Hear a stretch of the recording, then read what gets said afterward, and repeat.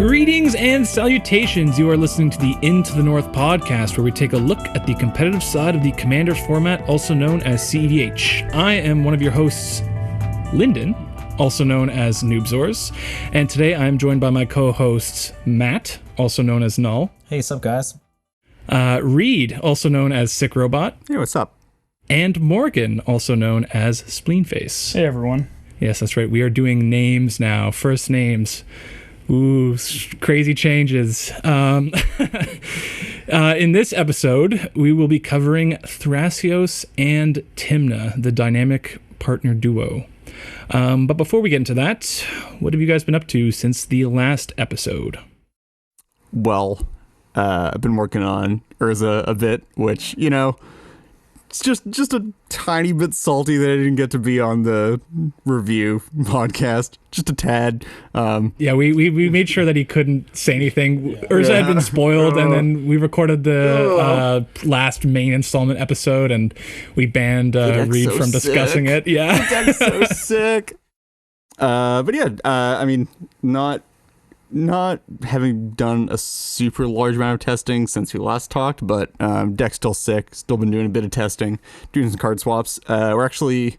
Is Legacy's Allure still in the deck? It is, because it's great. Yeah. The card's so good. I don't know what you're talking about. But yeah, I have a voice call set up with Siggy, Lurker, and Shaper in a couple of days, and we're going to go over and actually go through and argue about slots and make changes again, and actually update the main list. So keep your eyes peeled for that. Never. Oh my god. I refuse. Okay, so Matt, Morgan, and myself, we all went to a doubles EDH tournament. We discussed this on our, not the set review episode, but the episode before that. So yeah, there was a new one this month. It's a monthly tournament, and Matt and Morgan came first, and Undefeated. me and my partner Turnip, friend of the show, came in second place, and both Matt Morgan and Turnip and I, we had one commander in common, and that was Teferi Time Raveler. He's all right. That card is absolutely disgusting in this format. Yeah, we are first and second place teams with Teferi, and the only match, it dropped one match outside of mirrors. One game outside of mirrors. Yeah. And the mirror match is the greatest because you have two Teferis in play, and now everything's a sorcery. Everybody has to play with a Granite Bolster in play. It's great. Whoever draws the most counter spells loses. Yeah. Who finds their pyro and Reb, like, yeah. it was disgusting. But yeah, so we'll see how if that card gets banned from that format. Hopefully, fingers crossed. We all hope so. Yeah, so without further ado, let's jump into housekeeping. So first element on housekeeping is that we hit our patron goal. So we hit $50 a month. Yeah, hooray! Woo! Yeah, thank the you. Studio audience goes wild. Yeah. But yeah, so we hit our $50 stretch goal, which means we're going to be doing bi-monthly episodes. And it's really helping support for our new audio equipment. If you go to our Discord, Morgan posted a picture of our sweet new audio equipment, and we'll post a picture of this ghetto setup we have right now because we do not have mic stands or insulation. Yeah. So it is something special, and go to the Discord and check that out if you want to laugh. But yeah, so one of the things we decided to do because of hitting our stretch goal and getting this audio equipment is that we figured we'd transition into using our first names for the podcast. Something new. But yeah, so before we move on any further, let's just give a massive shout out to the patrons who helped us reach the stretch goal. So I'll start. Thank you to Magic Turtle. Thank you to Daniel R. Thanks to Alexander L. Thanks to Justin D. Thanks to Braden B. Thanks to Jay Cavio on the Discord. Yeah, and thanks to Cyburn V. Thank you guys so much. These patrons. And sorry if we pronounced your names wrong. Yeah, that's inevitable. You can't be sure. But yeah, that's the money is going to good use, improving the quality of the podcast. So it means a lot to us, really. Oh yeah, for sure. A ton of support from the community. Love all you guys. So then let's hop into new developments. Reed, you want to kick things off? Sure. So just recently, we have gotten confirmation that the London Mulligan is going to be adopted as the official mulligan of the 1v1 Magic formats in general, which is pretty big news for modern fanatics out there, and to a lesser degree legacy fanatics, but also standard. It's a pretty huge thing. Massive for Big. For limited, yeah. Big ol'. Huge for limited, huge for standard too. Those like limited and standard formats No more, are a lot less non-games. Yeah. There's a lot of those broken things to do. We might see some bannings to compensate for this. Papa Sheldon blessed us by and yeah, the rules committee has confirmed that they will, in sync with the regular Magic official Wizards of the Coast Magic, will be adopting the London Mulligan into EDH as well, which is a pretty big deal. Yeah, and we talked about it on our previous non-set review podcast, I believe, but just go over it quickly. Shuffle Hulk players. Hulk players at large really love this. Goto players are happy. Pretty much any fast combo player, any deck that's really reliant on its mulligans. One spicy meatball I just want to throw out there is that Doomsday Grenzo now has the option to London Mull to find a World Gorger Dragon and then put it on the bottom of the library. Grenzo bins it, and then they've got the animate dead and bring it back World Gorger combo. So next time we play against each other, could you please play Grenzo and aggressively mulligan for World Gorger Dragon? What you do is you play 98 land Grenzo, 90 land Grenzo with nothing but reanimation spells and World Gorger, and you just aggressively mulligan to George every game. Yeah, dude, just get there. It's so easy. But yeah, so I think this is a really solid move on the part of the RC because just having a uniformity between Magic formats I think it's going to be good for people who are coming into Commander. Although who isn't playing Commander at this point? It's the format to play, man. Just before we move on as well, I just want to touch on this because I've seen this going around on Discord and a lot of the online communities recently. London Mulligan is not an excuse to cut lands. I'm just saying, putting that out there. So there's one situation where I could see it cutting lands, and the thing is there aren't really decks that are particularly good where this fits, so maybe those decks just become a little bit better and you don't cut lands. But if you have particularly a commander that costs like 3 or 4 and getting it out on turn 1 or 2 is huge, this could potentially be a help where you're aggressively mulliganing until you have like either Mox and Signet or Talisman or something like that, or Soul Ring or Mana Crypt. The most obvious one I could think of would be Grand Arbiter, August and the 4th, where playing him on turn 2 versus turn 3 is a massive difference. Or something like Mono Black Sidisi, for that matter. Yes. Yeah. But yeah, still. But if you want to have more than 3 lands throughout the course of a game, there are so many decks that don't cut lands. Not correct to cut lands. I've seen people trying to suggest cutting to like 26 lands and shuffle. I'm just like that. Like first of all, you need your colors, sir. You don't function on single land hands. Yeah. But also like Mulligan, like the London Mulligan doesn't actually improve your first hand or your second hand at all, and like so that means like if you're cutting lands, you don't want to have to mulligan to 6. If you're cutting to like 27 lands in any deck, that means you're going to 6 or 5 a large part of the time. So like you have to not care about mulliganing like 3 or 4 times. Just rough. Yeah, so I think that about wraps up for the London Mulligan. Morgan, do you want to talk about some of your posts for new developments? Yeah, so I made 2 posts about the first sliver, just going into a really deep analysis of the math and how likely it is for you to win after casting. Tainted Pact was the card I used, but Demonic Consultation is also analogous. And the reason there were 2 posts is because the first one was very wrong. So whoopsie.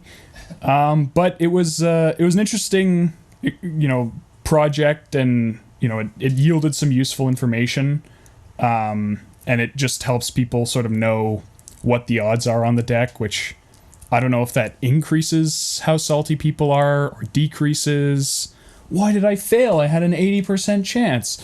Who knows? But it's always an interesting challenge to really hash out the math on something like that. Especially with like the multi-card win cons as opposed to just like what it was with Niv or Tazri with those single card win cons, right? Yeah.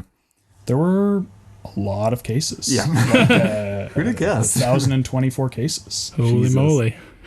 And then you also had another solid post. Yeah, so thanks to Scotty, who posted the replays from the tournament a few months ago. Spike Feeders, the Spike Feeders tournament back in March. He just got them back up onto Casted YouTube. by yours truly, just saying. And friend of the show, Turnip. Yeah. That was done back in March. They were posted on YouTube, so I figured it would be a good time to go over one of the really interesting situations that came up in that tournament, where essentially the situation was I told a player who could bounce my Vanifar that if they didn't, I could get Scavenging Ooze to stop a Gitrog player from winning, because I didn't think I could win through the pieces that I knew people had to disrupt me. And then I drew a card that would have let me win, and just sort of thinking about, like, what do you do in that scenario where you made a deal on the presumption that you couldn't win, and then all of a sudden you can win. You know, do you honor the deal? Do you just go for the win? Does the fact that it's a tournament versus casual play make a difference? And there were a lot of responses. Lots of division. Yeah. Some people said, I'll play to win no matter what. Even if you'd said, I promise I'll get the Scavenging Ooze, I would have just gone for the win. And some people said, if you implied you were going to get Scavenging Ooze, you have to get Scavenging Ooze. Yeah, some people were even strict, saying that loose terms, right? Like, if you say, I could find Scavenging Ooze, but then you don't, they're saying, you can't. If you say you could, you have to. Like, there is a wide variety of responses there. I mean, I'd argue that those are pretty absolute terms, right? Like, you've agreed to get the Scavenging Ooze, so you have to get the Scavenging Ooze. But it depends on, if I say, if I can use Vanifar, I can get Scavenging Ooze so we don't lose to Gitrog. Is that saying I will? Like, or if I say I can't win through the piece of disruption that I knew was in Gitrog's hand, so, I can get Scavenging Ooze and stop the Gitrog player, and then all of a sudden I draw a card so I can win. Like, is that absolute? Yeah, we'll have to get a lawyer to sign off on that one. I'm not Well, sure. I think this is going to be a good, politics and CDH would be a solid topic for a future episode. Yeah, we'll probably cover and this one. I know I've had some interesting political circumstances, and for whatever reason, it'd be a good topic because there seems to be a pervasive meme that CEDH there's no politics. Yeah, and that casual EDH is where all the politics are, and that's just simply not true. So we'll do that in a. Just the stakes are way higher. Yeah, we'll get into that in the future episode. But yeah, let's move on to the main topic of our episode, which is Thrasios and Tymna. And these cards are some of the most discussed commanders in CDH, both in positive and negative lights, and just in the community at large. There's a constant discussion about Thrasios and Tymna. In just general terms. Yeah. Some would say most discussed. Some would say most disgusting. Yeah. But yeah, so I think we'll kind of break this topic down into evaluating the cards individually, evaluating them together, and then talking about how they are positioned and how they're viewed in the context of the format as a whole. And like how they influence the format. Really. Yeah.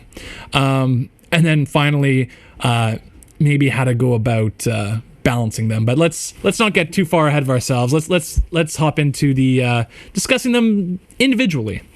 So who wants to kick things off with Thrasios? Yeah, I'll get into this a bit. I've over the past few weeks, a couple days in the past few weeks, I've sort of turned over like how to describe the power of Thrasios to somebody in my head a bit, just because I think a lot of people that aren't necessarily well versed in the format don't particularly see the immediate power of Thrasios and like how good he really is. Just because I think a lot of his power tends to be pretty invisible. Yeah. Like obviously he's an outlet, but you don't actually see outlets come down a lot of the time in a game. You just see like the scepter combo happen, and then they go, okay, I have infinite mana, and I'm going to draw my deck and win. Yeah. And you go, okay, shuffle up. But so basically, like how I try to describe it is like Thrasios does two things really well compared to any other. Or in the context of infinite mana outlet commanders, and each one of those doesn't necessarily rule out every other or make him outclass every other infinite mana commander individually, but put together they do. And those two things would be that he's a infinite colorless mana outlet, so you do not need colored mana to pump into him to win past the initial blue-green to cast him. And then along with that, he generates a noticeably large amount of value outside of the combo turn when you're not going infinite, just because 4 mana for a 2-card look is a pretty good rate in general. Yeah, he's one of those cards where it didn't have to say scry, and he didn't have to put lands into play, and he still would have been fantastic. He didn't have to only cost colorless mana. But yeah, like, so like it's just I'll generally like go through and like, so like you can like look at either of them first and like be like, oh, okay, so we're gonna look at like the being a colorless outlet first. So like you go through and like, okay, so what is the outclass on that front? Well, he outclasses anything that requires colored mana to go off. So you can tick off like anything and like any infinite mana outlet that needs colored mana. So like stuff like Brea, stuff like Tasigur, stuff like anything that requires like a lot of colored sources to go off. And then there's still stuff left over. There's still commanders out there that like you can go off with infinite colorless mana with. But as soon as you tack on the value that he generates outside of the combo turn, he eliminates all of those as well and just tends to stand on his own. Whereas you can also do this the other way, where like he generates a lot of value outside of the combo turn, and you can eliminate like everything except for like Brea and Tasigur. And it's like, oh, and he also does it with colorless mana instead. Yeah, so I think it would be worthwhile just kind of comparing and contrasting like to what infinite mana outlets looked like before Thrasios. So we already mentioned Tasigur, and Brea was actually in the same set as Thrasios, so you can't really say that. But Tasigur was really the go-to. Same with Una. You saw Una was a infinite mana outlet. You have stuff like Marith. A bit, but Tasigur really was the main one in CDH, and just like, I mean, Tasigur as an outlet itself requiring colored mana to go off, sure, that is a barrier, but if you want to just evaluate activating something at like, let's say, end of turn when you have this mana up, Tasigur activations kind of pale in comparison to Thrasios activations. Oh yeah, unless like you're straight up trying to stop an opponent from winning, and, you know, someone has a vested interest in giving you a force of will, most of the time, Tasigur is going to be getting back, you know, a signet or something like that. Yeah, it's like... It's not great when you're ahead. Yeah, like, I think I've said this before, but, like, Tasigur's really good at not letting you die, but, like, he's not that great at, like, actually putting you ahead or actually gaining you, like, real advantage, because, like, he's... Whenever you're activating him without anybody being forced to give you a card, like a counterspell, people are just going to give you the actual worst card that they can every single time. You never get Demonic Tutor. Yeah, you never just get Demonic Tutor off the top, or you never just like hit a Paradox Engine off the top, and you just go, okay, well, I guess I just get it. Because if you hit a Paradox Engine off the top with Tasigur, they go, okay, great, we're going to give you the... Literally everything else. We're going to give you the Nature's Claim, and then we're going to have somebody point a Surgical Extraction at that Paradox Engine, so you never get it back. And sure, he has Delve, but he's not going to be filtering his graveyard correctly. Like, you're always going to have to bin something bad. You clear all your signets only to bin another one. Oh yeah, no, 100% of the time. And also, like, just on that note, with the Paradox Engine, just... Thrasios' synergy with Paradox Engine is effectively unmatched in the command zone, really. Of course, there's stuff that like wins with Paradox Engine, but just like the generic value that he has, along with like, so like first of all, just like being able to pump the extra mana that you get off of Paradox Engine activations into activating Thrasios to get more cards to keep doing that, and then like you have pretty good ability to filter what you're getting off of him, and then also just like going infinite with top plus engine plus mana sources, whereas like again Tasigur can't really do that because you're just going to be getting back like counter spells every single time, and eventually you're just going to run out of activations. You activate your top and then you mill your top and then you don't get your top back. And if you think about Thrasios' colors, right, blue and green, he provides you access to mana dorks through green and also a compact infinite mana outlet or infinite mana combo with Dramatic Scepter, right? Like being able to go off with just like a mana vault as your other piece, whereas in Tasigur again you have to find colors, and it can't be talismans because then you're hurting yourself on life, and yeah, there's definitely issues there. Now there's also like Thrasios is like, if we look at him in a context of like Thrasios as a standalone. That's what I was gonna say. Is just let's evaluate Thrasios and compare him to just where he ranks in terms of other Simic commanders. Not even if you partner him with like Kaidal or anything. Let's just say if it's standalone Thrasios, he still ranks in some of the top upper echelons of Simic commanders. Yeah, he's worse than Momir. Well, so like we do, we do have like he's worse than Vanifar. I'm taking that stance. we can even like with like that. We don't really have like nobody's actually done work on this specifically, but like people have done work on like making budget builds of him with Kaidal paired in the command zone, and like even that like Kaidal doesn't really pull that much. Like she does sort of some stuff. It but, goes like, infinite with some cards. Yeah, so like doesn't pull a huge amount of weight. Just like those two put together are like one of the best budget decks in the format. Like I played that deck. Yeah, It was like perfectly serviceable.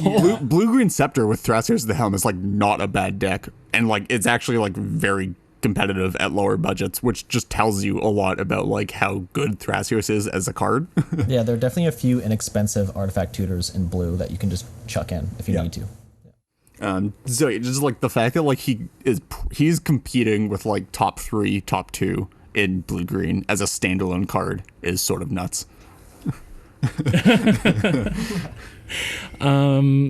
Okay, let's, after saying the praises of Thrasios, let's move on to Tymna. So, Matt, you want to kick things off on this? Sure.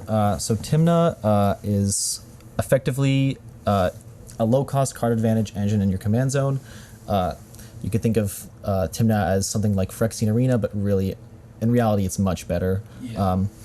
It's difficult for any player at the table to answer one Tymna, let alone a whole fleet of Tymnas. Well, also just like because the whole thing with that is like with something like a with like a Phyrexian Arena normally in the command zone or something like that, like you could probably like just like convince somebody to remove one if they're playing it in like their 99. Yeah. Right? Like with it goes away, right? It doesn't go to the command zone. If a NAF has like a stacks effect out in a Phyrexian Arena and he's just like grinding like that, you're just like, yeah, remove the Phyrexian Arena, like we can deal with this card advantage stuff later. Like whatever. With Tymna, it's so hard to convince people sometimes to remove Tymnas because it's just like they're just gonna cast it next turn. Yeah. And like the Thrasios is giving them land drops every turn anyway, so they're just gonna be able to recast it anyway. Especially if someone's trying to remove a Tymna at like sorcery speed. Oh yeah. Because Tymna hits the battlefield, they swing in with their creatures, they draw 1 to 3 cards, and then you're like, wow, they've already gotten so much out of this out of their commander. Now if I remove it with like a deluge or something, sure, it clears the board temporarily, but they just rebuild with all the cards they drew and comes back again. Maybe they don't want to affect their own board presence, right? Yeah. Maybe deluge is too much for them. Yeah, and another thing that is different about Phyrexian Arena is it doesn't say you draw a card for each other player. Really? Well, like and it doesn't ETB draw cards. Like the whole thing is like you look at like Tymna in the context of like a 1v1 format, and it's like, oh, like I can build my deck to deal with a Tymna. I can just like play blockers and like do that. In a multiplayer format, that doesn't happen. You have like one Teferi player at the table. It's just like, guess he's getting a free card every turn, like plus whoever else doesn't have blockers. You just need to look at how Tymna has warped card choices in other decks to see how impactful it is. The fact that people sometimes view, and I know I view as like a Gitrog player, we run Forbidden Orchard as a way to give other players Tymna blockers. That is no longer a downside. That is an upside. The fact that X3 is just a bar that you have to cross to be a good creature in the format now because it blocks Tymna. People put Wall of Roots in decks that don't need Wall of Roots. You know what? Well, just like that's like I'm sure this was heavily covered in the set review, but like just Urza being so good because of the fact that just he blocks Tymna. 2 Tymna blockers. like, are you kidding me? But yeah, just like and like I've seen people just on another note, like I've seen people like argue about like, oh, like it says a lot about the format that like a Phyrexian Arena like is warping the format this much, and like, oh, like it shouldn't be that good. Like you can just remove it, like it's a creature. Like what are you having so many issues with? It's like, yeah, but like tack a Phyrexian Arena, like give a Phyrexian Arena with partner to any other commander, and like just see what stupid shit they do with that, right? Yeah. I don't know. Like if you just like any amount of card quality issues you would have. Just like give like Zur a Phyrexian Arena as a partner in the command zone, right? It's just like, yeah, I don't really care if my Zur gets removed now because like I just have another thing that's drawing me a card every turn. Yeah, and Zur is one of the worst commanders to give that to because he just has no creatures in the deck. And then all of a sudden you're like, I don't even care, man. Like that's I can take massive advantage of it. I can start including things like Aven Mind Tensors and blah blah just to reap value from that. Get extra cards. Yeah. Also, like, can I just say, like, I think Lyndon said this a lot recently, but like, just why did they have to give it lifelink?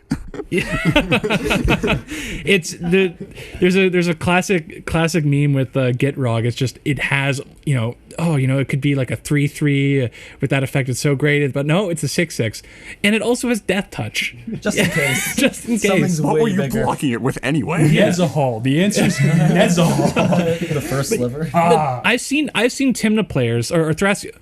There's never just Tymna play. It's Thrasios. I've seen a Thrasios Tymna player Necropotence lock themselves down to 1 life and break out of it because of Tymna. They have no right. Thanks. And speaking of, like, we talked about Thrasios as a standalone card, like a friend of ours played a Tymna Ravos deck, an Ad Nauseam Storm deck that was all right. Like, it was it worked well. No, like this sort of ties in. This sort of ties into something else too. Like that, like the fact that like this is like the same thing as Thrasios is doing, but like on an even larger scale. That Tymna is legitimately just the best Orzhov commander on her own. Like you don't have like you have like maybe Teysa, but like Teysa's really iffy. Like just the fact that like you just have a Phyrexian Arena in the command zone. Never mind that you can just pair with Ravos and like get like Street Wraith value. I don't know. But like but like just like the fact that like Tymna alone is literally just the best commander in her colors. I don't know. Yeah, that's just rough. That's kind of insane. That's so nuts. Yeah. Well costed, great effect. And Lifelink. Yeah. So we've been treating these cards really as if they didn't have one of the best keywords on them, and that's partner. So let's examine them as a pair.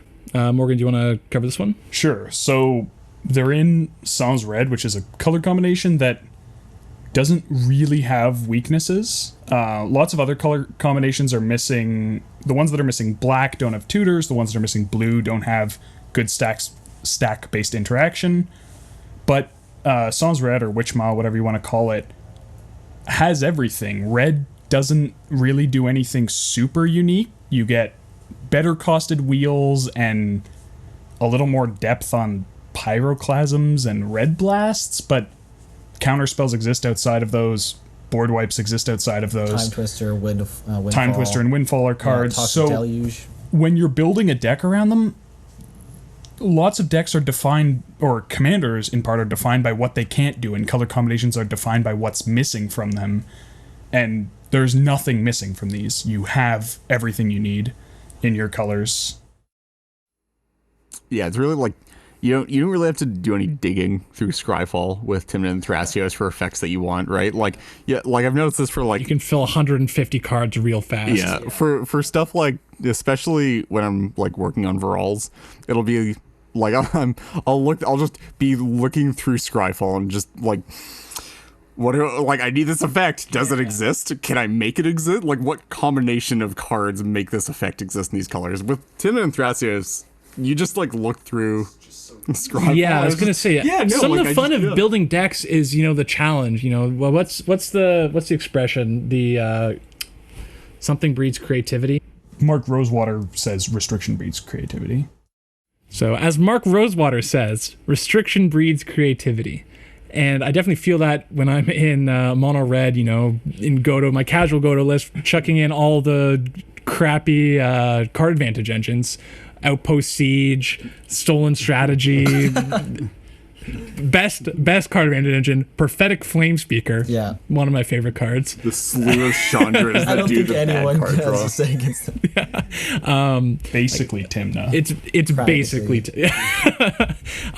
yeah. So that's something that you just don't get in this color combination. You have no problem finding cards that are just of such a high quality that you can fill the list so easily. If you just play Thrasios Tymna good stuff, you've got a solid tier 1, tier 1.5 deck. It's It's kind of ridiculous. And the difference between this, because like people would obviously say like, oh, well, we've had 5-color commanders before. Like 5-color commanders have existed for a long time. Why is this any different? It's because, well, your commanders are amazing. Your commanders actually exist. Like before partners got printed overall, let alone just Thrasios and Tymna, if you want to go into 5 colors, and Scion. Before Tazri too, you're stuck with Scion or one of the sliver commanders for an infinite mana outlet that's not dragons. Yeah. But like now you actually have commanders that exist in the command zone. Oh and man, all my running out of gas. Just play my 2 commanders and draw a million cards. Yeah, my 1 commander with a card advantage engine stable to it got removed. Oh no. Yeah, maybe I need to cast the other one now, which has no tax. Yeah. Ridiculous. Oh yeah, I'm just thinking about partners. Maybe it would be fair if they shared commander tax. That would certainly be a good start. Yeah. Or if they were costed well, or better, or I guess worse. Yeah. If they weren't as efficient cards. Yeah. Well, I think let's save the discussion on how to fix them for that section. So let's continue to bitch and moan about how busted they are together. So you've got there's such an efficient shell for whatever deck you want to make. So Flash Hulk, Breakfast Hulk, Shuffle Hulk, all the Hulk, Flash Hulk variants, they give you a solid. I don't even know if you can call it Plan B, because I know a lot of the time. Reed, who's one of the top players on your play style, is really sandbagging. Play Tymna and draw a card. Yeah, it's like it's really that like you can build like so. Shuffle is built around the fact that it has Tymna, and it abuses that a lot. But you don't necessarily have to do that for a partner's deck. You can just sort of have Tymna and just do things anyway, and just like not do the sandbaggy thing and be like PST and just play out your cards every turn and generate value. It's just good. I sort of want to save a lot of this discussion for how they impact the format with that kind of stuff. But yeah, like the partners just really just give you a base to do whatever you want. Like especially I've seen like the archetype agnostic. Yeah, pretty much like the Dreadnought deck. From Siggy and Leptis on the Discord. What's this deck? I'm not familiar. It's basically you play Phyrexian Dreadnought as your main combo enabler, and you play things like what's the combo? Well, it's not really a combo. You play Manual Storm. Okay. So you play Greater Good and Phyrexian Dreadnought and see, all you that just good said Phyrexian Dreadnought. I'm like. Phyrexian Dreadnought combo. I'm like, dude, it's a 1-mana 12/12. What do you do with that? Sacking it to draw 12 cards. And then you play like Tashar and you do all that good stuff. Yeah. But like the point being, that deck isn't good in any other color combination and any other commander combination because it's just hilarious and it's not actually built to be good. It's built to be fun. But the reason it exists is because Thrasios and Tymna just let it do stupid things despite it being not a great strategy at its core. In a similar vein, I very briefly messed around with an Allurin Ball deck. Yep. And turns out that when you just have a bunch of random 2 and 3 drops that have some marginal ETB, and then you play Tymna, that's actually that's all right, even if Allurin combos are inherently dangerous and also unwieldy. It's like paint by colors the commanders, like fill in color inside the lines and you're good. Throw in a I'm saying Palinchron Deadeyes, like that combo is bad in CDH, right? Like Tassiger played that ages ago. You just fill your deck with dorks and draw cards off them. Eventually cast a Tooth and Nail. You can just win still the game. do it. You can draws you into to your counter spells and Dude, Palinchron is basically free, and then it just draws cards off Tymna, man. So good. But yeah, you just put in any infinite combo and just good stuff. It's insane. But yeah, so let's move on. Sorry, one other advantage of playing them together is that as we've discussed, there are a lot of different Thrasios and Tymna decks, so there's a little bit of a snowball effect where now they have an even bigger advantage because when you sit down at a table, you don't know what you're playing against. You see Thrasios and Tymna, you look at your hand, maybe it's a little bit sketchy, but there's a Grafdigger's Cage in it. Well, if you're playing against Flash Hulk, then awesome. If you're playing against PST, you just kept a sketchy hand on the back of a useless card. Yeah. Actually, another funny property of them is that Thrasios blocks Tymna. Yeah, that's a great one. And neither of them die. So if you're the only person in a pod not playing Thrasios and Tymna, everybody else is going to be swinging at you because they can all block each other. Oh my god. Yeah, it's great. It's like the old legend rule with like GT, and you play your GT to kill their GT. Yeah. Well, just like that's sort of hilarious too. Is that like just stuff like GT is now being considered as meta tech options just because it kills Tymna and stuff sorry, just again, getting back to that, things that just randomly kill 2/2s are now being considered for competitive decks just because they deal with her. And like, so let's shift this into how it affects the format, because we're talking already about card choices and how it's warping other people's deck decisions. So yeah, let's move on to this next topic, or at least continue this conversation under the umbrella of this next topic, which is how do they affect the format? What does it look like? What do Thrasios and Tymna look like in the context of the greater CDH format? Yeah.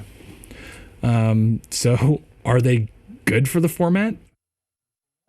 I wanted to sort of talk over the good stuff a bit first, just because to get it out of the way so we can continue shitting on the terrible design choices of Wizards of the Coast. But I think there are some good points of commanders being printed. Obviously not enough to outweigh the bad, because oh my god, is there a lot of bad.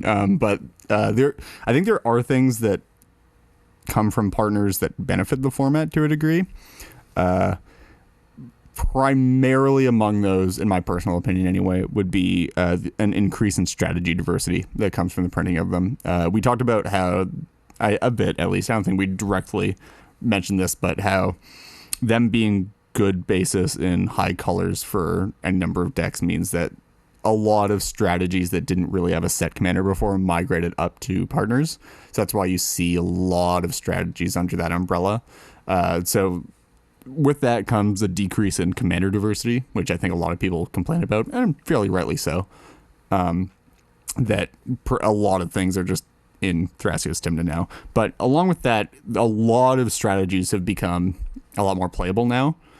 And that's sort of due to, again, just the good base that they give. So like we end up with Hulk strategies that require all 4 colors, but do this. But we also end up like PST in those colors. Some cool like just demonic consultation, pure demonic consultation stuff like that, and like some more fringe strategies in those commanders. The strategy diversity argument is a common argument that people use to defend these partner combos. And before, like, this might fall into a, are they bad for the format? I just kind of want to give my counter argument to that, which is, they've got PST. PST, you can have a PST shell in Tasigur. It's worse. Like, these are just... Tess, or... You really get... I mean, Tasigur, I think, is the closest... It's more of an ST, though. You're sort of missing the P in that deck is the thing. Yes. I played Paradox Engine in Kess for a very long time. That card performed. Oh, yeah, no, I don't doubt it. See, I feel like a lot of this, obviously, because the commanders, Thrasios is so much better than similar outlets, you lose some of the strength, but you don't lose the core strategy. You still have infinite mana with, Isarev and whatnot in these other commanders. In Hulk, Hulk is a bit unique. There was Hulk-like things before Thrasios Tymna. Like there was the Carador Boonweaver was sort of like Hulk strategy, but even without...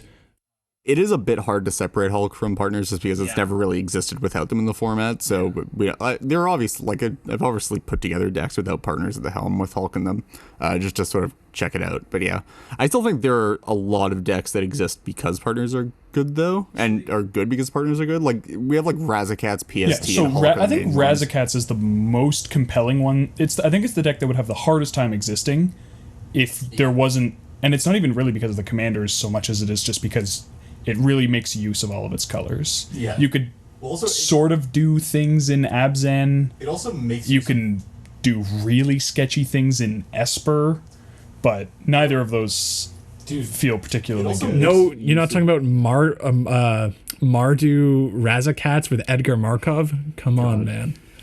It Most great CDH. It also does Razakhat make use of combos. both of its commanders really well, though. I think out of all of the really like Thrasios Tymna decks, just because it uses Thrasios as a really nice way to layer more combos into the deck, just with LED looping with Bomberman, and it really appreciates the extra cards that come from Tymna consistently.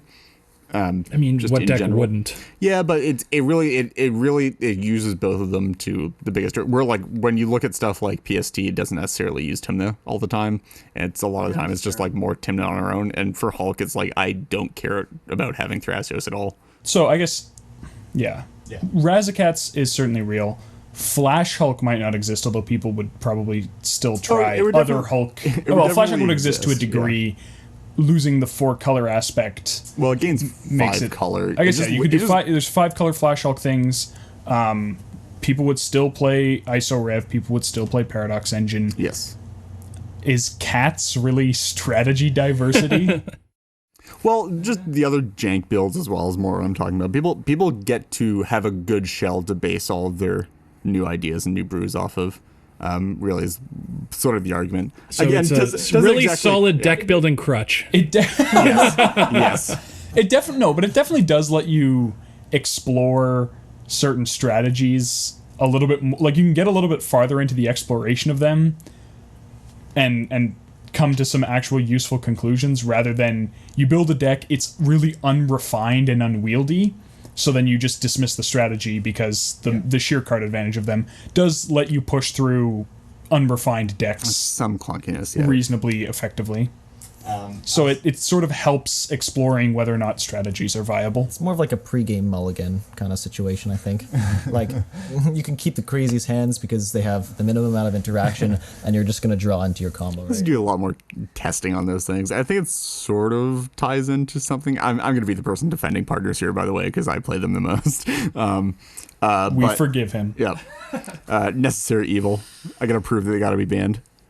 So did you want to I sort of wanted to cover one more thing in the good before we get back to shitting on them. Sure. Which is, in my opinion at least, I think they bring a level of higher skilled play to the game when they exist, just because. So it's sort of, you have to wrap your mind around it. You have to bend a bit to get there. But the core way that I would talk about this is like, when you have decks that do things inconsistently and don't necessarily do the same thing every time or don't have access to the same cards every time, a lot of it is like a lot more of games is about what hands you keep and like how you play the hand that you were given, which isn't necessarily a high skill thing all the time. I know especially for things like Virals, when I play that deck, there wasn't a lot of skill in actually playing out hands a lot of the time. Like, obviously, like, waiting for stuff, but it's like, I have access to these exact 10 cards. These are the only 10 cards I'm seeing this entire game. I'm just gonna try to go for the win using them. And it's a lot more about, like, figuring out lines. When you have partners in the format that give everybody access to, like, so many more cards and let them see so much more of their deck consistently for all these different strategies, a lot of it is more about how you interact with the people at the table and how like you like look for different cards depending like how you look for like meta calls. Like is this the correct time to go for Grafdigger's Cage because I have the option to go for that, or I can go for the win this turn, or I can go for extra protection to back up my stuff, as opposed to like a lot of other lower color decks where it's like I have this tutor for exactly my win con, I'm going for my win con, I have a piece of like removal in my hand, that's all I'm doing. But I think really you're more describing a symptom of blue-black decks than you are describing a symptom of partners. It's just that they've partners moved every of that, yes. Well, they've just moved every archetype into blue-black. Yes, but like certainly the play patterns you're describing sound exactly like playing Kess. Yes, just that partners are a really easy way to give everybody access to that card selection. Yeah, I'd say this feels like a theoretical benefit more than one that actually manifests. 100%. I think that a lot of low skill players play partners decks because they allow low skill play as well. You just sort of stick Tymna, draw a bunch of cards, and go for the win. I think it goes the opposite way as well. Like the players who aren't on partners also have to be at a higher skill level because they have to realize the partner deck has access to all its cards, right? It's going to get access to all its cards. Is this the time to stop their card advantage engine early? Like, is this the time to set up, my protection against their combo? It's the same thing in the reverse as well. Yeah. You'd be surprised. What really kind of is crazy to me is how surprising. Sometimes I see Thrasios players who have, a bunch of mana, they don't play their Thrasios, and they don't activate their Thrasios, and that's what really blows my mind. That's almost like, sure, there's a higher skill cap, but there's also a higher skill min. Like, you just have to realize that you can rely so heavily, even on Thrasios. Even if, sure, Tymna draws you more cards per turn, Thrasios, isn't equally good. Very efficient mana sink. Thrasios put a lot of weight. I'm sick and tired of us giving, all these, how are they good for the, let's talk about more shitting on these guys, okay? Come on. Let's talk more about how they're bad for the format. So, as Reed mentioned, low commander diversity. And I really have a point to make about this. I think having low commander diversity is actually antithetical to the spirit of the format of EDH, because the individual commanders here, I'll put it again this way. If you have everyone on Thrasios Tymna, even if there's different strategies, you might as well be playing 100 card singleton Highlander, like Canadian Highlander or something like that. Right? There's just a consistent access to the same effect from everybody, and really having the commander diversity and the diversity of effects and build-arounds is what makes the commander format unique. Yeah, the commander format gives you access to one guaranteed effect, and I think it's a little bit sad that instead of picking a guaranteed effect that really synergizes with something your deck's trying to do, like, I don't know, look at Storm as an archetype. There's like Yidris and Jeleva and Kess and Mizzix, and all of these cards are like, play Storm with me. And it's play like, Storm in different ways, too. Play Storm in different ways. There's like JVP and stuff like that, too. Yeah, there's so many commanders that just scream, play Storm with me. And it's like, oh, what Storm commander should I play? Oh, just generic card advantage? Yeah, sure. Like, instead of your unique thing that you always have access to being some special effect that other people aren't playing, you've essentially just said, well, instead of a special unique perk, I just want to see a few extra cards every game, which is... And Thrasios, Thrasios and Tymna, that's not like playing two commanders. Both of them have multiple facets to them. Like Thrasios, as mentioned, is an infinite outlet and also is a card advantage engine, right? And is a really just a Tymna attacker in the command zone. Yeah. Right? Like, I don't think we mentioned you play him on turn 2, and then you can follow up to turn 3 Tymna and immediately cash in on that card. Yeah, they curve. Yeah. They curve really well. I mean, if you're playing Thrasios in the Tymna, you've got a good mana situation going on. We didn't really mention that, like, the base case for partners is turn 1 land, turn 2 cast Thrasios, turn 3 cast Tymna, swing, draw a card, continue doing that for the rest of the game. Like, that's not bad. Yeah. Not to mention the fact that you're starting, so both of these are individually really solid commanders. You have 2 of them. You're starting with an additional card in your hand. 8 cards in hand is pretty good, and we might talk about that when we're trying to balance them. But still, just going back to how Lyndon was talking about the impact of like the just ambiguity of, or the sort of uniformness of everybody playing partners. I really like how that describes why they're bad for the format, because personally I don't really buy into like spirit of the format arguments really. They sort of rely on, I don't know, like feelings a bit much for me in the context of the game. Typically people say spirit of the format in regards to casual dunking on competitive players. But I really like that argument from a game design perspective, where what is the purpose of us having this facet to a game, or having this element, this unique element to a format or a specific game, if the only way that is going to be used is the exact same way every time? Like, why do we include a part of the game or a zone in the game when everybody's using it the exact same way, and it would not be much different from just not having it at all. Yeah. Like a good analogy is, has anyone ever heard a casual player say, "Oh man, my opponent had this sweet Damia deck"? Yeah. Like, oh, it just draws you up to 7 cards every turn. Oh, like no one ever goes, "Oh, that effect, they did something really cool with that." It's like, oh, they drew a bunch of cards and then Mana Bond? And turn spells? No. God damn it.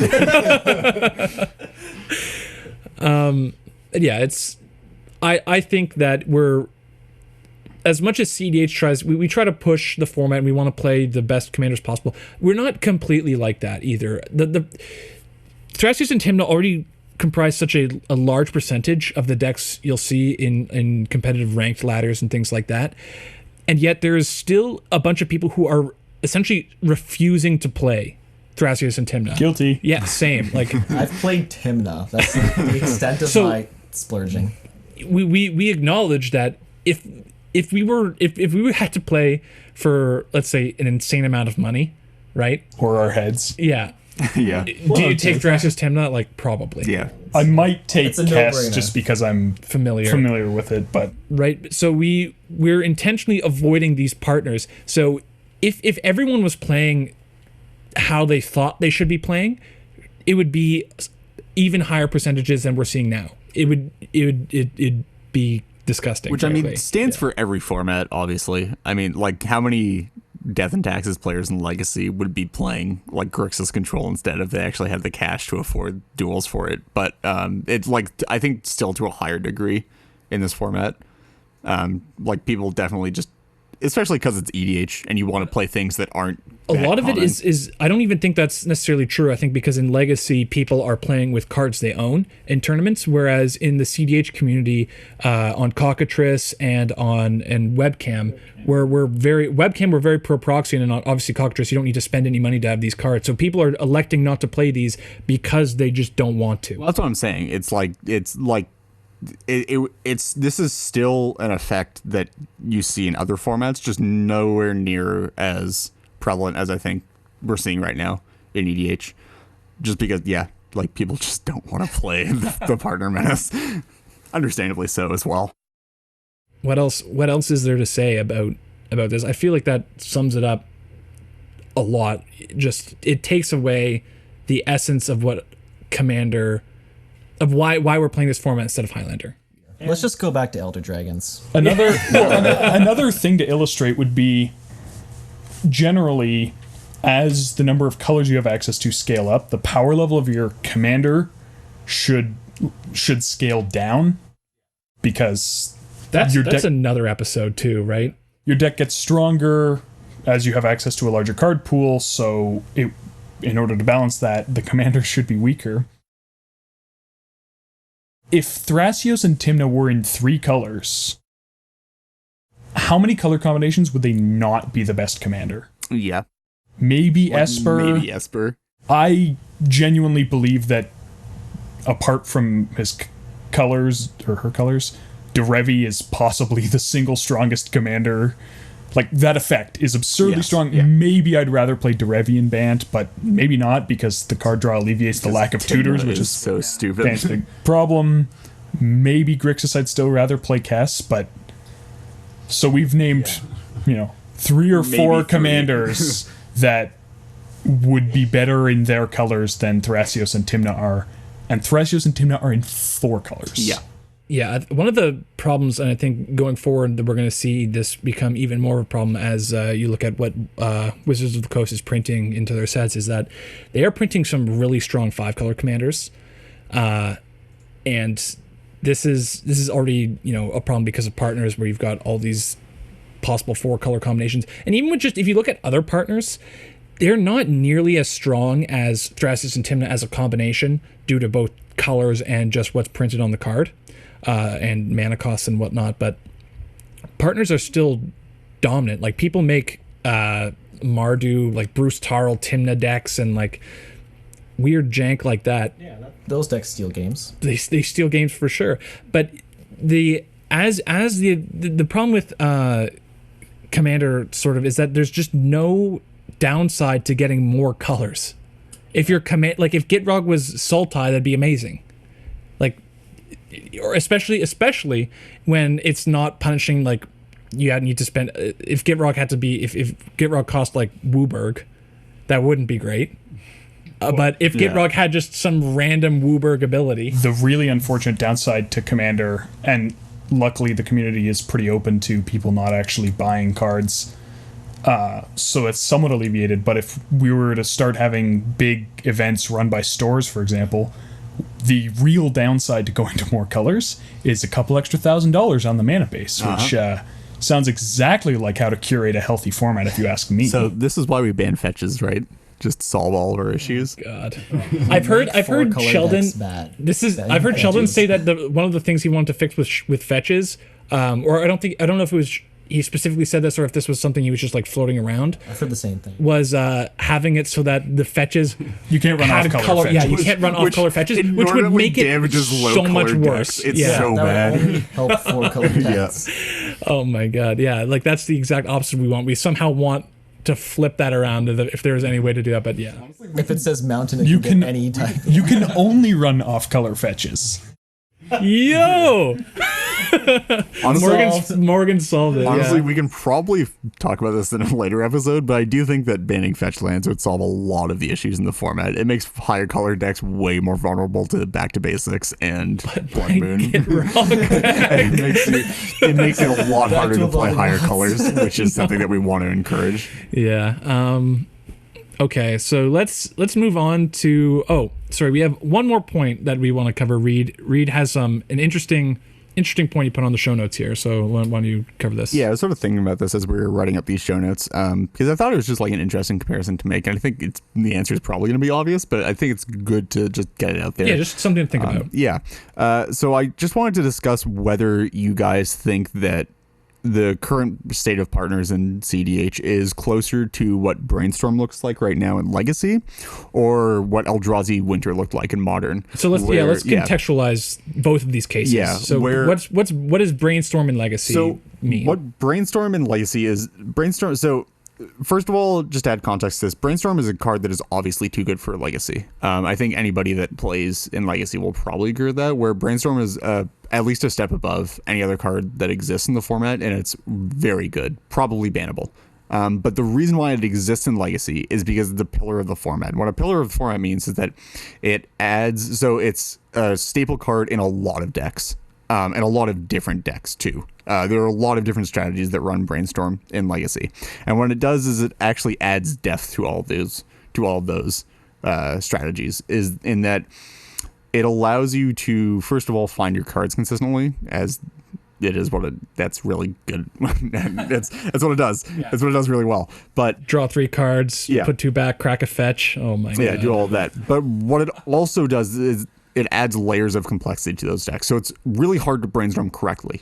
Yep. Right? And it's very, very difficult to learn how to brainstorm at the right time. A lot of people brainstorm way too early or way too late, and it's really difficult and takes a lot of reps to learn when to brainstorm correctly.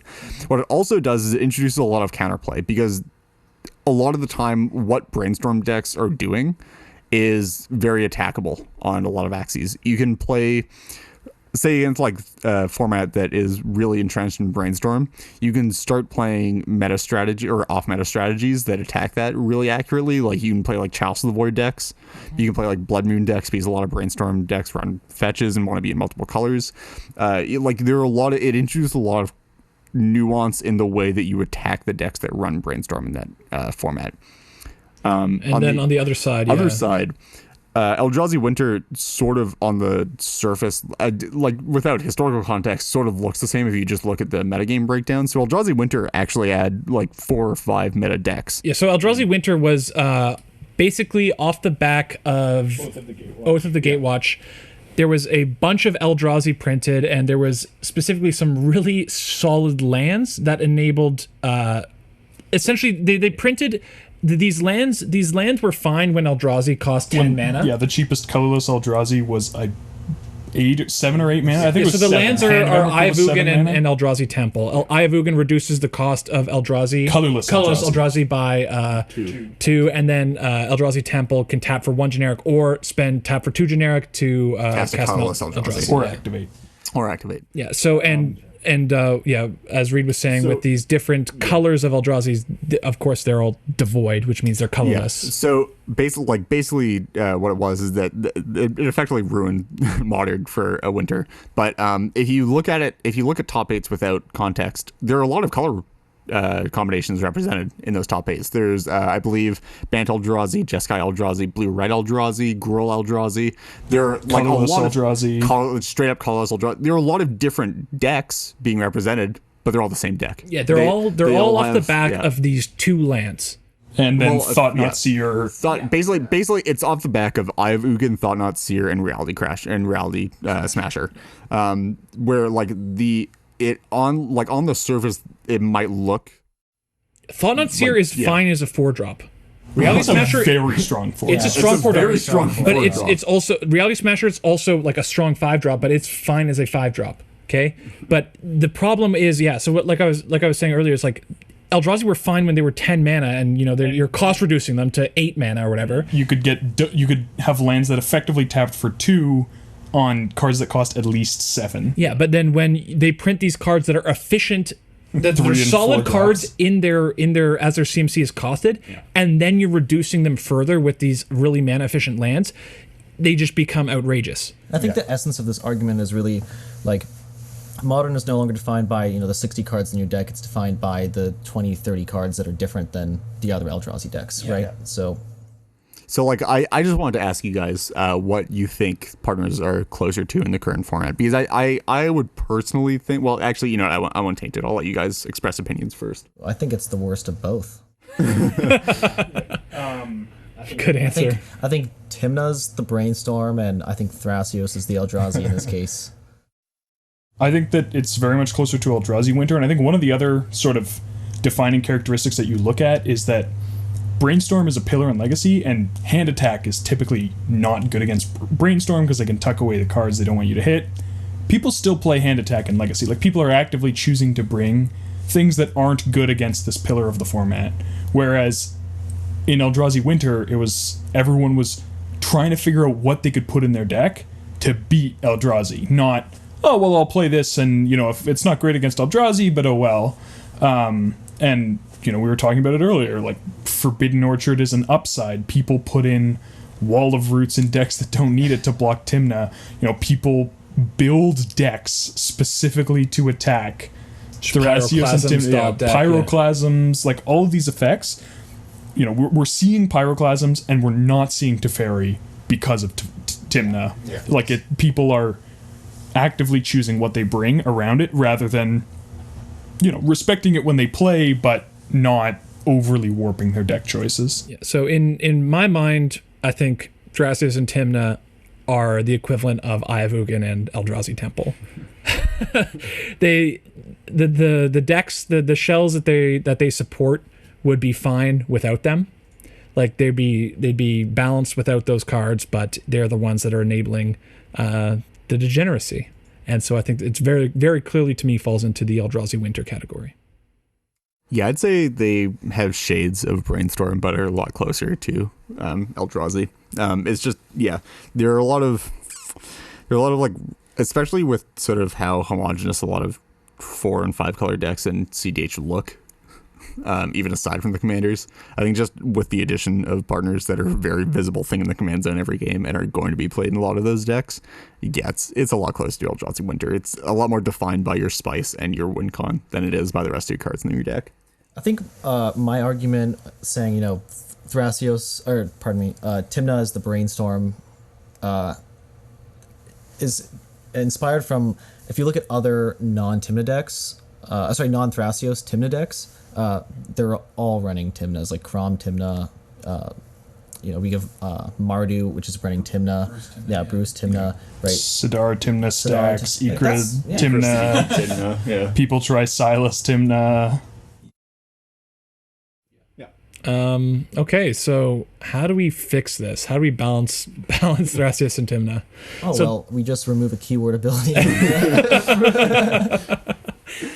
So I think the crux of balancing Thrasios and Tymna, really, when we're talking about this, is that you really want to avoid hitting the casual community. With trying to balance partners. So potentially, right? So this would be in regards to if you want to ban one of them. So there's been some discussion on whether or not I think we've all come out as pro Flash ban on this podcast.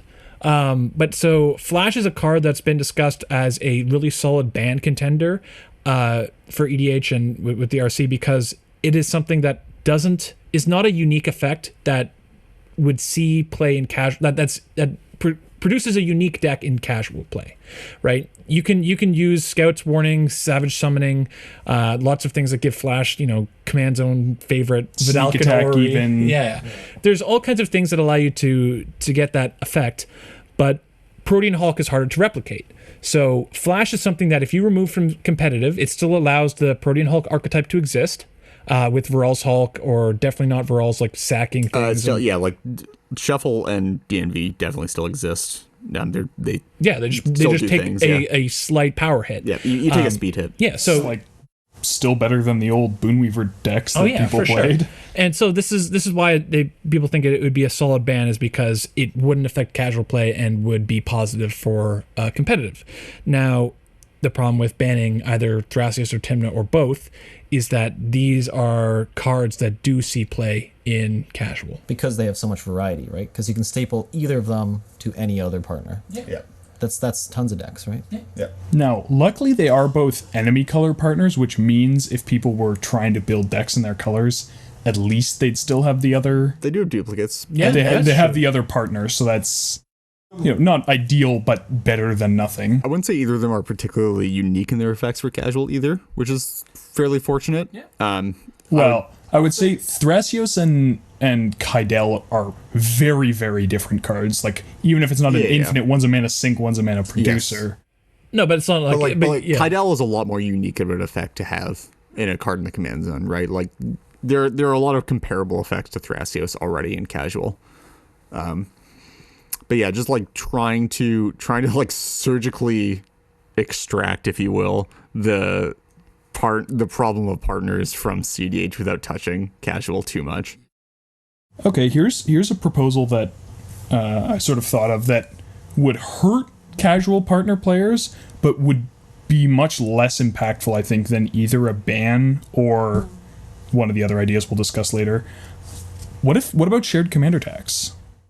I definitely think it would be a fairly good idea, actually. It makes it a lot harder to take advantage of both Thrasios and Tymna in the same game, which I think is where a lot of trouble comes in. Yeah, it effectively reduces their having a starting with a 9-card hand and putting them down to 8 cards like the rest of us plebs. Yeah. Yeah, and like if you curve Dork into Tymna on turn 2, playing your 4-cost Thrasios means you're not also holding up a counter spell. Yeah, and also, if you want to commit that Thrasios to the board, if you get Power Class and Blader, your Tymna now costs 7 instead of 5. 5, yep. Yeah, and if you play your turn 2 Thrasios and it gets removed, you can't play your turn 3 Tymna. Yeah.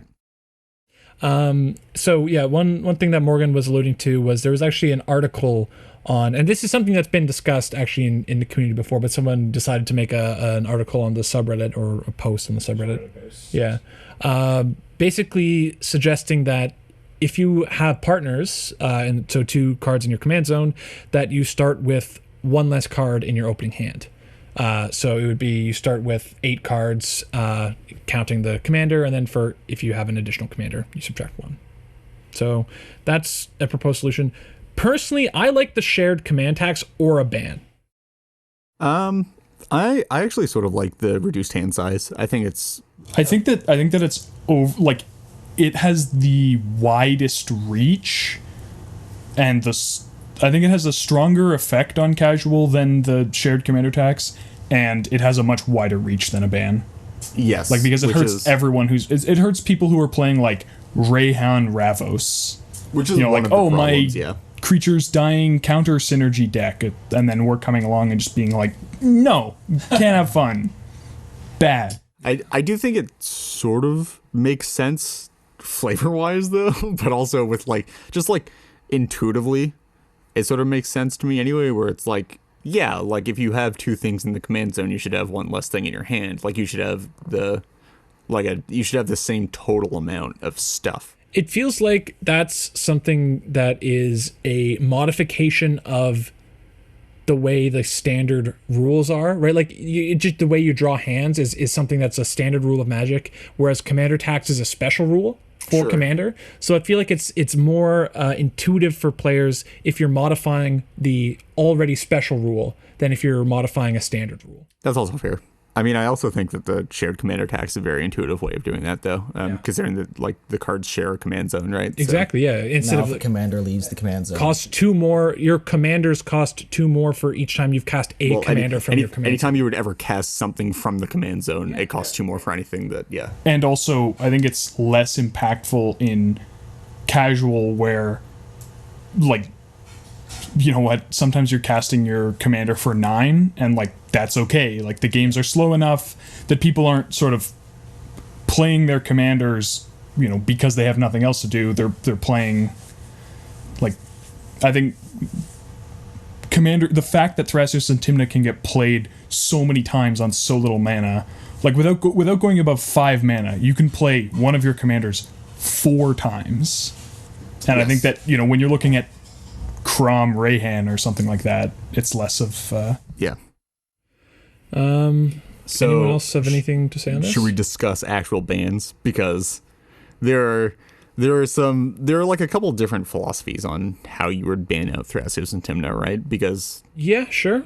Ban one, ban the other, ban both. Yeah. Okay, so really, if ban was the best choice, if you had to ban, what do you guys pick? I pick Tymna. I think Thrasios is honestly fine. I think decks like Thrasios Vial Smasher are great for the format. I think decks like I think Thrasios Tymna obviously is not that great for the format, but I think also decks like Crom Tymna are not that great for the format. I think the fact that you can just put black and white on any arbitrary partner effect, and then it's a great deck is a true problem. Yeah. You don't see Bruise Thrasios, right? Yeah. You don't.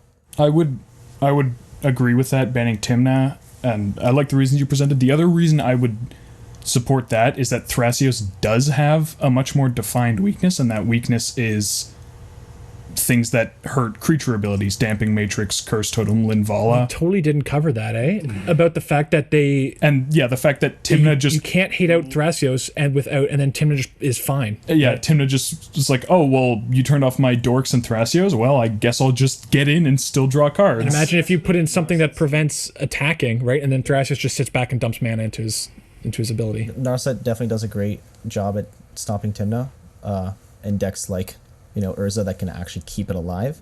But I mean, like, even, I wouldn't choose to play this effect, but even under Narset, Thrasios still says, scry 1, reveal the top card of your library. If it's a land, put it onto the battlefield tab. Well, also, you can just activate Thrasios like every other person's turn, so you still get like 3 activations per turn cycle. Yep.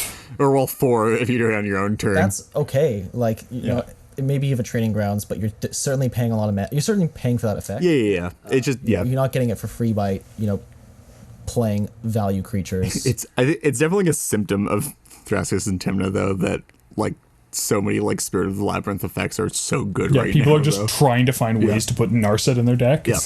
Sorry, Morgan, I definitely jumped in on your point there. You wanted to finish by saying you were... Yeah, sorry. I support banning Tymna.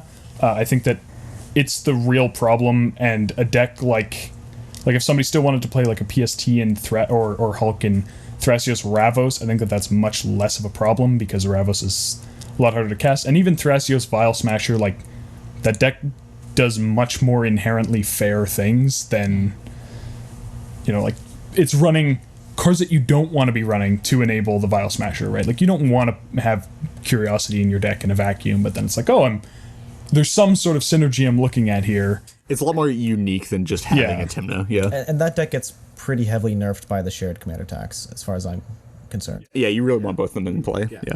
Yeah. Myself, I am sold on Matt's argument. I think that what he said summed it up perfectly. I'm pro ban Tymna. Although I would also, just going to tack this on, I'd also be fine with banning Tymna and then also changing the commander tax rule. I just think that Just doing partner. both. I just am not a fan of the partner. One than the other. I don't know if you Like, need to do can't- both. If you do them both at the same time, Linda just I just don't like partners. does not man. like partners to exist. just like you can rewind a game of Magic to when you made a mistake, let's rewind the cards legal in Commander to before. I think also Tymna is a smaller, I mean, partially because the effect is less unique and also less good in casual. I think it's a smaller hit to casual than Thrasios as well. Yeah, I'd agree with that. Like people want to play commanders that let them put extra lands into play. They want to play mana sink commanders. They want to play stuff like that. People who are attracted to Orzhov colors are attracted to like Teysa and Eiley and Karlov and stuff. Karlov and or going extra colors and doing like the whole graveyard recursion thing in like Abzan or something like that. I do think there's something to. Sorry, I'm going to do a bit of discussion before I state my stance. I do think that before just stating just banning Tymna, there is just something that you have to consider about that, which is that banning Tymna versus banning Thrasios definitely favors different decks. I think that there are definitely decks that are more favored after, like, from a Thrasios ban versus when Tymna gets banned, or like rather they get hit less from that. I don't think they necessarily get hit the same amount, but there are definitely those, which is like Hulk really doesn't care about a Thrasios ban. You just sort of like switch to Guidel and do your thing anyway, and like just do Staff of Domination backups instead of whatever we're doing right now. But for a Tymna ban, like that's way harder of a hit for Hulk, who is really just looking for the card draw in the command zone, and it's less of a hit, still a hit, but it's less of a hit for stuff like PST, which has alternate ways of using their cards to generate advantage. So I think it's worth considering that. That being said, I still support a Tymna ban. I think it's the less targeted for casual, and I think it works a lot better at reducing the overall strength of the partner pair. Sorry, and one other thing sort of on the note of balancing them, obviously this isn't a digital card game, it's a physical one, so this isn't something they can actually do. But from a design perspective, I think that the partners would have been much more inherently fair, and I think that they showed that they learned this lesson with Battle Bond, if they'd just been more impactful and more expensive. Yep. Like fewer colors. Now, even setting that aside, now obviously the Battle Bond ones had to be balanced for limited, where they had a tutor stapled to them. So a lot of them, you could actually argue, cost more than they should. But if Thrasios had been a perfectly serviceable, fair, like even still strong 4-drop, and Tymna had been either a 4-drop or a 5-drop, you know, even if you scale up their effects proportionately, it would have been so much more inherently fair, because the concept of having the extra card in your opening hand just requires so much more mana to, like, if you play Thrasios and I play Kess, then next turn you tap out for Tymna. That's a lot less good than you've already played Thrasios and Tymna before I play Kess. What? Yeah, it's just a lot harder to, making it harder to access the extra card in your hand. Like, I think is none like of them a should have way, cost 2, and I think like Man, Akiri is one fine, should've, man. yeah. Akiri is I fine. think it's a nice thing that the partners can curve. Like that's definitely part of a partner design. But it probably should have been 3 to 4 rather than 2 to 3. yeah, 3 to 4 Yeah, would have been a much yeah. more fair curve. Okay, so let's wrap that up and move on to gut check. Get check. good. Jig. So this question requires a bit of contextualization, so I'll read the question first and then contextualize it and then get your responses. The question is, what power level range do you most enjoy playing in? And this is for, obviously, Commander.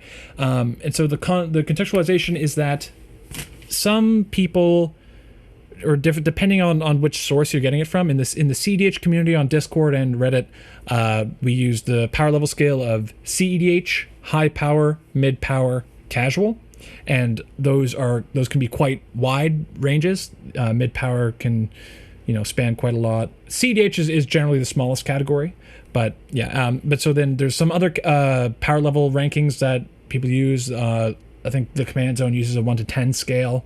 But yeah, so, most people have an understanding of what generally the power levels are. So what power level do you enjoy playing in the most? So at what point would you make the cutoff where you stop enjoying it? Yeah, that's a tough one. But it's my gut, so I'm going to say I think 90%, 92% is my cutoff. No, so like okay, I'll lead by example on this one. My preferred range for power level that I play in is competitive through mid power. I do not enjoy playing in casual. Right, descriptions. Yeah. I think I would actually agree with you. Yeah, mid power to competitive. Yeah. I appreciate everything from casual through competitive, although I generally don't enjoy playing super casual decks, just looking at sort of the effort people put into them. But I would say my favorite has to be somewhere on the cusp of high power and the very bottom of CEDH. I think that there's a lot of cool stuff that happens there. Yeah, I think, it's essentially, if I can maybe add to your point, like if you remove all the competitive commanders from competitive, like what you have left. High power. Yeah. High power, yeah. Personally, I enjoy playing Shufflehawk the most on a planet, but I will play all the way down to Ladies Looking Left Tribal in the right conditions. Yeah. It requires a different mindset, but I'll go there. 3-headed plane chase only. Yeah. Oh, no. Dude, Kamigawa block Pauper Tiny Leaders, that's my shit. Final Destination, Fox only. No. Pokey Floats, Kirby only, all items. World Awake, Oathbreaker only. Yeah, so you guys, you can respond to the gut check question on our Discord. There is a gut check channel. There is a survey that you can answer, and you can also check out the responses, what other people say. So you can also enter your own responses. It's not a preset.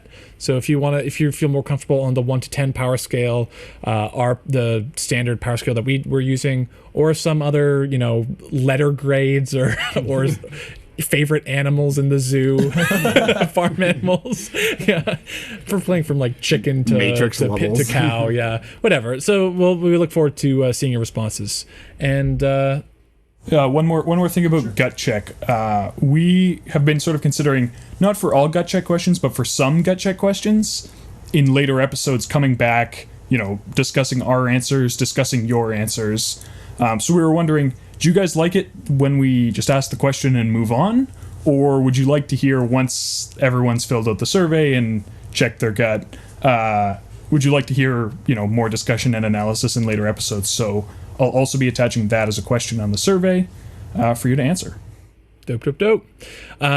So before we close it out, we've got a listener question from Meep-O-Matic, who my boy, been asking lots of good questions on the Discord server lately.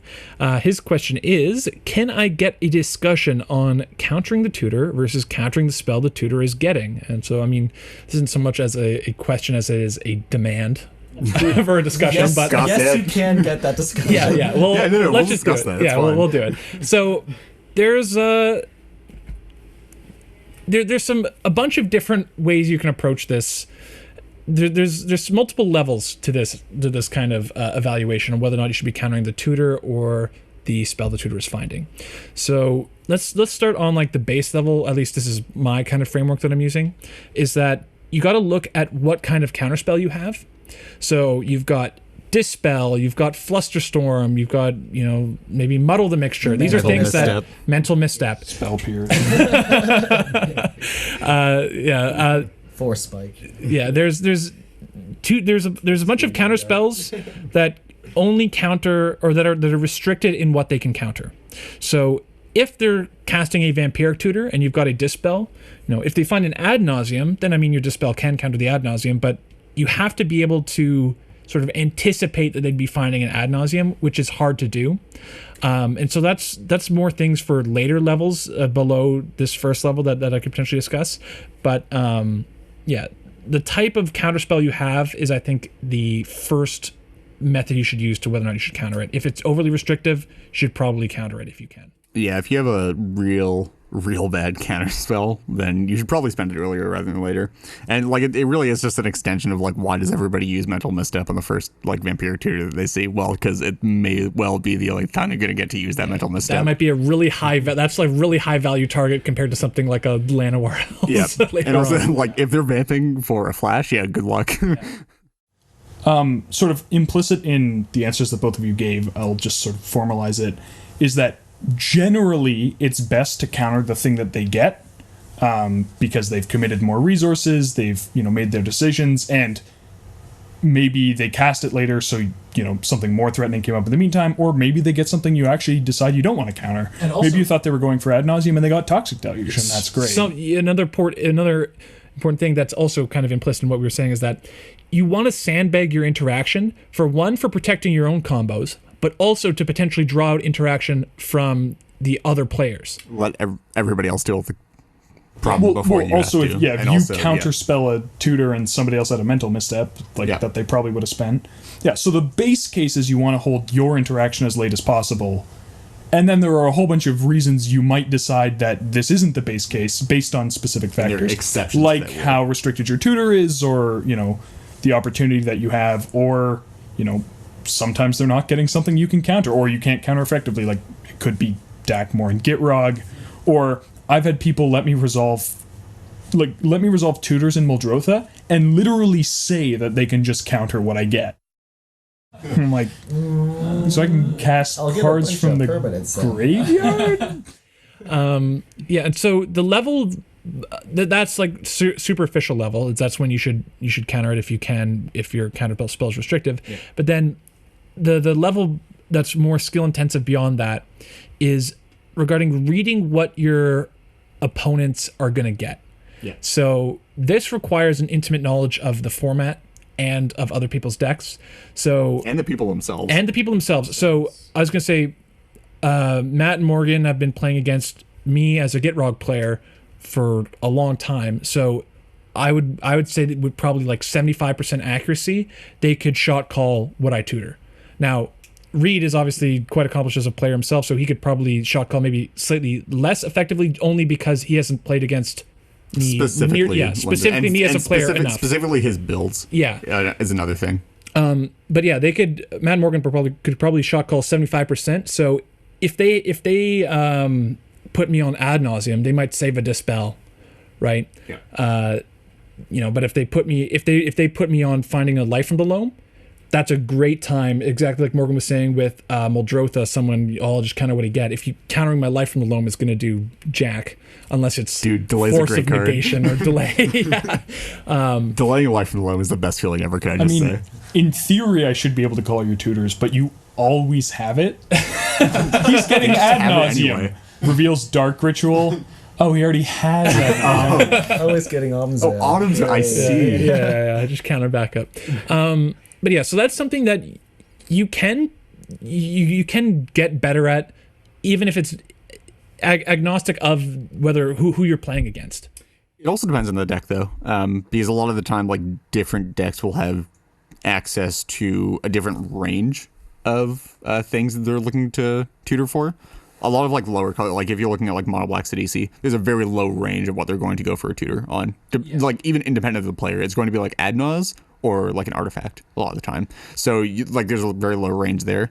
Whereas opposed to something like PST or Shuffle, where there's a range all the way from instant sorcery as well as artifact, as well as creature, as well as enchantment. Well, I think even more than that is like the more control-y or stacksy decks, where sometimes they're going for their win pieces, but sometimes they're also just going for like a hate piece or a value engine. Definitely.